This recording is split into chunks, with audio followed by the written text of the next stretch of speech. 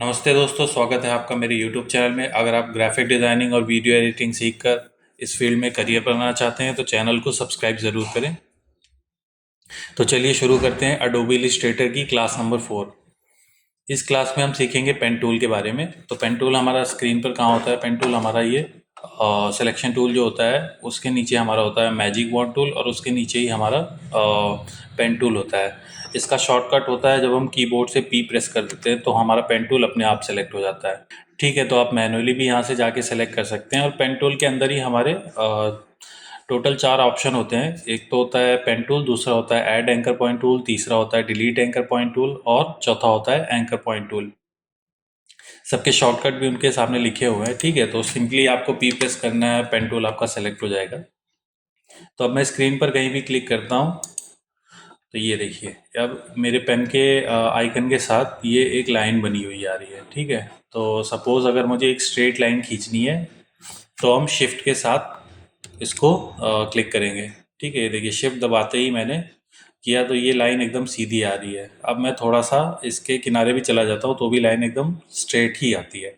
ठीक है, अब यहाँ से हमारा ये 45 डिग्री पर बेंड हो जाती है। ठीक है, तो थोड़ा और ऊपर जाएंगे, ये हमारी हॉरिजॉन्टल स्ट्रेट लाइन बन जाती है।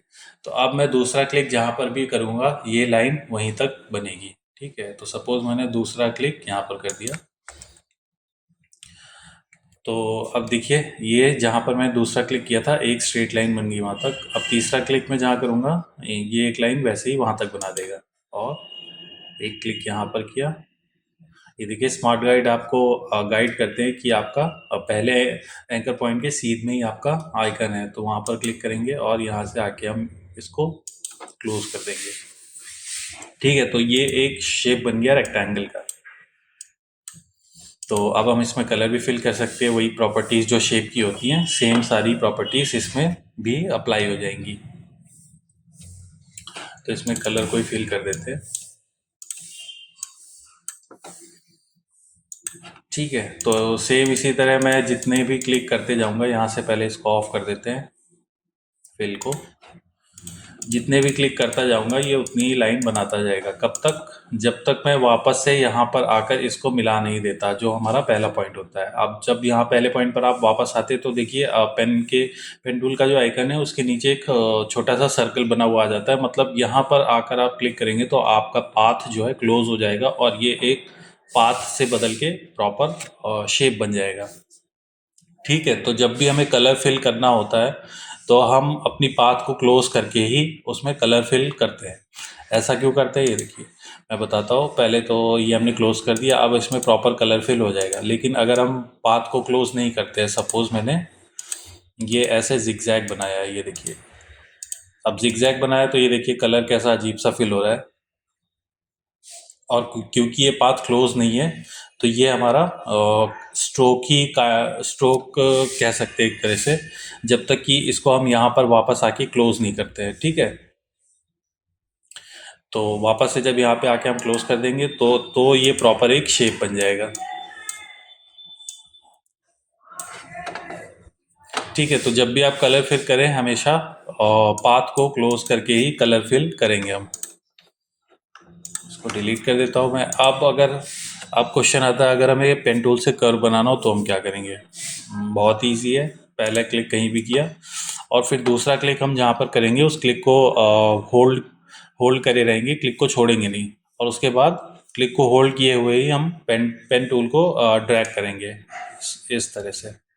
ठीक है, तो ड्रैग करेंगे, आप देखिए कर्व हैंडल आपके आ जाते हैं, यहाँ पे अपीयर हो जाते हैं। तो इसको बड़ा छोटा भी कर सकते हैं और घुमा भी सकते हैं। तो जैसा कि आपको कर्व चाहिए उस हिसाब से आप एडजस्ट कर सकते हैं। और ये हमारा फिर अब कर्व में ही बन के आएगा, क्योंकि हमारा यहाँ पे कर्व हैंडल आ गया है। तो अगला अगला जो लाइन आएगी वो इस कर्व हैंडल के हिसाब से ही आती है, इसलिए ऐसे कर्व होके आ रही है। ठीक है, तो ये अजीब सा सर्कल बन गया है। अब सपोज हमें ये मैंने एक कर्व बनाया। अब ये दूसरी लाइन जो मैं बना रहा हूँ, अब सपोज मुझे ये कर्व ऐसे नहीं चाहिए, अब मुझे यहाँ पे कॉर्नर चाहिए या स्ट्रेट लाइन चाहिए। तो उसके लिए हम क्या करेंगे? सिंपली कुछ नहीं करना है, बस पिछले एंकर पॉइंट पर जाना है और वहाँ पर एक क्लिक कर देना है, लेफ्ट क्लिक। तो ये एक कर्व हैंडल हमारा गायब हो जाएगा। अब हमारी ये लाइन कर्व होगी नहीं आ रही है, ठीक है, अब ये एकदम स्ट्रेट आ रही है। तो यहाँ पर ये कर दिया हमने।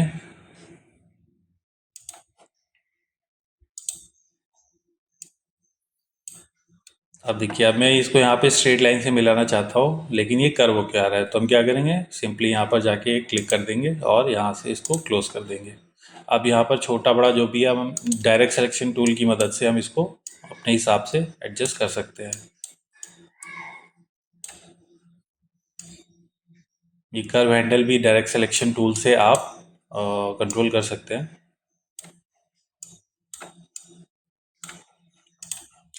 ठीक है, तो ये अजीब सा आवाज़ बन गया है।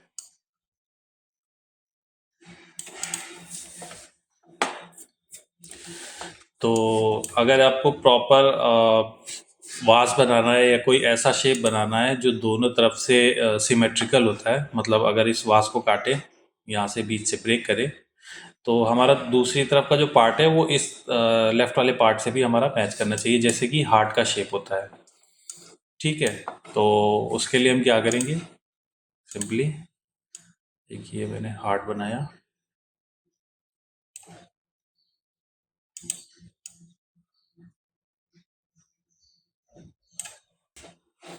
ठीक है, तो ये मैंने एस्केप दबा दिया है, तो अब हमारा पेन टूल इसके आगे से नहीं बनाएगा।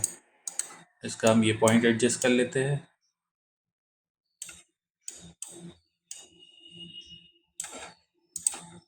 ठीक है, तो अब अगर हम ऐसा ही शेप यहाँ पर बना दें तो ये हार्ट का शेप बन जाएगा। तो इसके लिए हम क्या करेंगे, हमें पेन टूल से पूरा हार्ट बनाने की ज़रूरत नहीं है, हमने आधा बना लिया है। अब हम सिलेक्शन टूल की मदद से ऑल्ट प्रेस करके ड्रैग कर लेंगे इसको, ये हमारा इसकी कॉपी बना देगा। ठीक है, इसके अब इसकी कॉपी बना दी। अब प्रॉपर्टीज़ में ही हमारा फ्लिप आता है, तो यहाँ से हम इसको फ्लिप कर लेंगे हॉरिजॉन्टली। ये हमने फ्लिप कर लिया, अब इसको यहाँ पे लाके मिला देंगे। अब देखिए यहाँ पर ये गैप हुआ हुआ आ रहा है, जूम करके देखते हैं, ये देखिए यहाँ पर ये एकदम सीधी लाइन में नहीं आया था। ठीक है, तो इसको मिलाने के लिए सबसे पहले तो ये दो अलग अलग शेप है, ये एक शेप नहीं है, तो इन दोनों को ज्वाइन करना होगा। एक तो इस जगह पर ज्वाइन करना होगा और दूसरा इस जगह पर ज्वाइन करना होगा। ठीक है, तो ज्वाइन करने के लिए हम क्या करते हैं, डायरेक्ट सिलेक्शन टूल लिया और हमने ये दो एंकर पॉइंट सेलेक्ट कर लिए। ठीक है, तो अब हम चाहते हैं कि ये दोनों मिल जाएं आपस में। हमें स्ट्रेट लाइन में तो मिलाना नहीं है, हम चाहते हैं कि ये आगे जाकर ऐसे यहाँ बीच में कहीं मिले। ठीक है, तो उसके लिए हम क्या करेंगे, हमने ये दो पॉइंट सेलेक्ट किया और राइट क्लिक किया, तो यहाँ पर हमें ये एवरेज का ऑप्शन दिखता है, हम एवरेज के ऑप्शन पर क्लिक करेंगे और यहाँ पे हम हॉरिजॉन्टल और वर्टिकल में बोथ सेलेक्ट करेंगे। ठीक है, तो ये देखिए ये यहाँ पर मिडिल में आकर के मिल गया है, लेकिन अभी भी ये ज्वाइन नहीं हुआ है, ये दो अलग अलग शेप हैं। ये देखिए, ज्वाइन करने के लिए क्या करेंगे, हम डायरेक्ट सिलेक्शन टूल लेंगे फिर से और यही दोनों एंकर पॉइंट सेलेक्ट करेंगे और राइट क्लिक करेंगे। अब एवरेज के ऊपर ही हमें ज्वाइन दिख रहा है। ठीक है, तो अब ये यहाँ पर ज्वाइन हो गया है।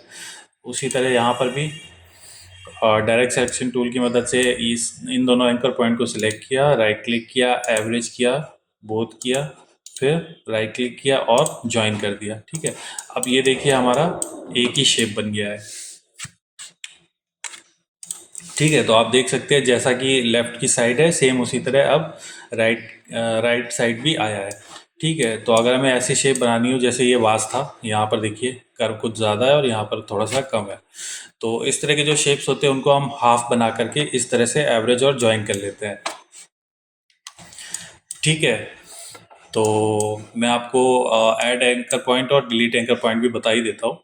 ये इन दोनों टूल्स का इतना ज़्यादा यूज़ होता नहीं है, क्योंकि ये दोनों टूल जो काम करते हैं वो पेन टूल भी कर देता है। तो सपोज़ मैंने ऐड एंकर पॉइंट टूल लिया है, तो अभी हमारा देख सकते हैं यहाँ पर एक एंकर पॉइंट है और एक यहाँ पर है, बीच में कहीं नहीं है, तो हम ऐड एंकर पॉइंट से हम बीच में कहीं भी एंकर पॉइंट ऐड कर सकते हैं और कर्व हैंडल भी हमारा आ जाता है, एक हमने यहाँ पर ऐड कर दिया। ठीक है, उसी तरह डिलीट एंकर पॉइंट, हमारा जो कोई एंकर पॉइंट अगर हमें डिलीट करना है तो वो डिलीट करने के काम आता है। सिंपली टूल लेकर के उस एंकर पॉइंट पर जाकर हमें क्लिक कर देना है, तो ये हमारा डिलीट कर देता है। ठीक है, तो पेन टूल भी सेम यही काम करता है, तो इनका अलग से यूज़ इसलिए मैं करता नहीं हूँ। देखिए देखिए, आप जहाँ पर भी एंकर पॉइंट नहीं है, पेन टूल ले जा करके आप पेन टूल वहाँ उस पाथ पर ले जाते हैं तो प्लस का आइकन अपने आप आ जाता है। तो ये देखिए वहाँ पर भी ऐड कर दिया, और सेम उसी किसी पहले से बने हुए एंकर पॉइंट पर आप पेन टूल का आइकन ले जाते हैं तो ये देखिए वहाँ पर माइनस बना हुआ आ जाता है, मतलब वो डिलीट कर देगा। ठीक है, तो पेन टूल पेन टूल से ही ये दोनों काम हो जाते हैं, ऐड एंकर पॉइंट और डिलीट एंकर पॉइंट। और ये एंकर पॉइंट टूल जो है वो मैं आपको अगली क्लास में बताऊंगा। तो अभी सिंपली आप पेन टूल से जितना अच्छा कर्व बना सकते हैं उतना अच्छा कर्व बनाने की प्रैक्टिस करिए। तो पेन टूल की पहली क्लास में फ़िलहाल इतना ही। सेकेंड पार्ट में मैं आपका पूरा पेन टूल ख़त्म कर दूंगा। अभी फ़िलहाल आप जितना मैंने सिखाया है उतना प्रैक्टिस करिए। तो मिलते हैं फिर अगले वीडियो में, तब तक के लिए धन्यवाद।